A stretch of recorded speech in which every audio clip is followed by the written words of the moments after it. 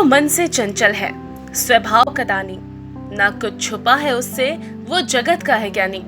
भगवान श्री कृष्ण के बहुमुखी देवीय रूप को पर्दे पर गढ़ना कोई आसान काम नहीं है। बहुत से फिल्मों और धारावाहिकों में अलग अलग कलाकारों ने भगवान श्री कृष्ण बनकर अभिनय किया है, लेकिन हिंदी फिल्म इंडस्ट्री के इतिहास में श्री कृष्ण के रूप में जो ख्याति अभिनेता नीतीश भारद्वाज को मिली, वो शायद ही किसी को मिल पाई। साल 1988 में प्रसिद्ध निर्माता निर्देशक B.R. चोपड़ा ने टीवी धारावाहिक महाभारत का निर्माण किया था। इस धारावाहिक में काम करने वाले सभी कलाकारों ने अपने अभिनय से पात्रों को जीवंत कर दिया। पूरे महाभारत में सबसे अहम किरदार था भगवान श्री कृष्ण का, जो कि इस पूरी कथा की धुरी थे। अभिनेता नीतीश भारद्वाज ने श्री कृष्ण की भूमिका में ऐसी जान डाली कि दर्शकों को उनमें साक्षात भगवान के दर्शन होने लगे थे। लोग उनकी तस्वीरों को कृष्ण मानकर पूजने लगे थे। हद तो ये भी थी कि नीतीश जिधर भी जाते, लोग पैर छूकर उनका आशीर्वाद लेने लग जाते। महाभारत ने नीतीश को भगवान जैसा दर्जा दिला दिया था। नीतीश भारद्वाज का जन्म 2 जून साल 1963 को महाराष्ट्र में हुआ। इनके पिता पेशे से एक डॉक्टर थे, जबकि मां विल्सन कॉलेज में साहित्य विभाग की हेड हुआ करती थी। बचपन से ही अभिनय का शौक रखने वाले नीतीश की शुरुआती पढ़ाई मुंबई से ही पूरी हुई। इनके परिवार का हर सदस्य चाहता था कि वो भी डॉक्टर बने, जबकि शेर और बंदरों से लगाव रखने वाले नीतीश जानवरों के चिकित्सक बनना चाहते थे। उन्होंने अपने मन की बात सुनी और बॉम्बे वेटनरी कॉलेज से जानवरों के डॉक्टर की डिग्री हासिल की। शुरुआत में नीतीश ने असिस्टेंट वेटरिनेरियन के रूप में रेस कोर्स ज्वाइन कर लिया, लेकिन इस काम में वो जल्द ही उब गए थे।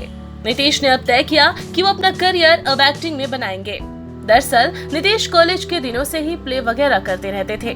उनके इस फैसले का पिता ने काफी विरोध भी किया, क्योंकि उन्हें लगता था कि फिल्म इंडस्ट्री में बिना गॉडफादर के सफल होना असंभव है।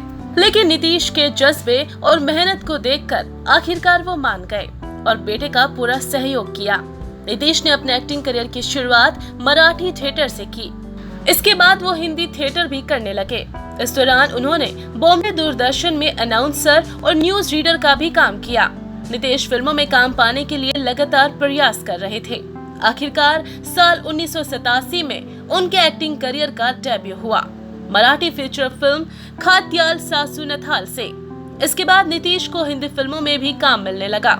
इस दौरान उन्होंने त्रिशांगनी, संगीत, प्रेमदान और प्रेम शक्ति जैसी कई हिंदी फिल्मों में दमदार अभिनय किया।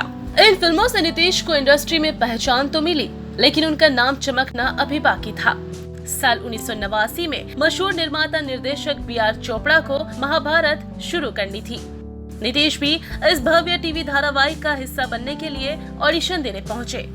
उन्होंने विदुर के रोल के लिए ऑडिशन दिया, लेकिन 23 साल के युवा नीतीश को नकुल या सहदेव का रोल ऑफर किया गया। नीतीश इसके लिए बिल्कुल तैयार नहीं हुए और अपने घर वापस लौट आए।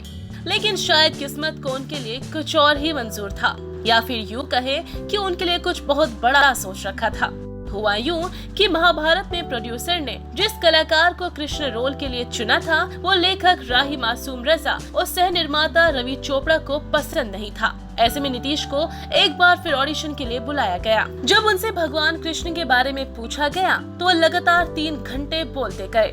निर्माता खुश हुए और नीतीश को महाभारत में कृष्ण का रोल मिल गया। इसके बाद तो नीतीश ने अपनी अदाकारी से भगवान श्री कृष्ण के किरदार को पर्दे पर ऐसा जिया कि वो देश भर में लोगों के मनोरंजन और आस्था का केंद्र बन गए। उनके चेहरे की सौम्यता, चंचलता, तेज और शांत स्वभाव कुछ ऐसे थे कि हर किसी को उनमें साक्षात भगवान कृष्ण नजर आते थे। लोगों में उनके प्रति आस्था इतने चरम पर थी कि अगर नीतीश के दर्शन न हो तो महाभारत के सेट पर जाकर शूटिंग तक रोक दिया करते थे। महाभारत के बाद नीतीश भारद्वाज विष्णु पुराण और रामायण समेत कई दूसरे धार्मिक धारावाहिकों में नजर आए। उन्हें अब फिल्मों में और टीवी पर बस इसी तरह के रोल ऑफर किए जा रहे थे।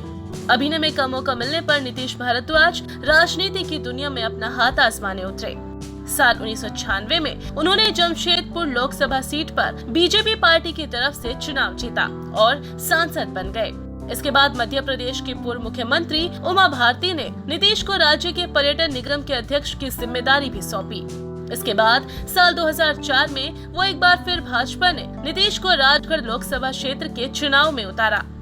इस बार उनका मुकाबला दिग्विजय सिंह के भाई लक्ष्मण सिंह से था। नीतीश इस दफा हार गए। राजनीति में कई उतार चढ़ाव देखने के बाद नीतीश का धीरे धीरे इससे मोहभंग हो गया। राजनीति छोड़कर उन्होंने एक बार पूरी तरह से अभिनय की दुनिया में लौटने का फैसला किया। दूसरी पारी में उन्हें पहली जैसी सफलता तो नहीं मिली, लेकिन फिलहाल वो फिल्म और थिएटर में लगातार व्यस्त हैं। नीतीश आशुतोष गोवारकर की फिल्म मोहनजोदारो में नजर आए थे। इसमें इन्होंने दुर्जन का रोल किया था, जो ऋतिक रोशन का पालक पिता होता है। इसके बाद उन्हें साल 2018 में फिल्म केदारनाथ में देखा गया। सारा अली खान और सुशांत सिंह राजपूत अभिनीत इस फिल्म में नीतीश ने अहम भूमिका निभाई थी। कुल मिलाकर देखा जाए तो नीतीश फिल्मी दुनिया में लगातार सक्रिय रहे हैं। अगर बात की जाए इनकी पर्सनल लाइफ की, तो नीतीश ने साल 1991 में मेनशा पाटिल से पहली शादी की। इसके बाद 2008 में मध्य प्रदेश केंद्र की IAS स्मिता गाटे से इन्होंने दूसरी शादी की। आज अपने परिवार के साथ एक हैप्पी मैरिज लाइफ जी रहे हैं।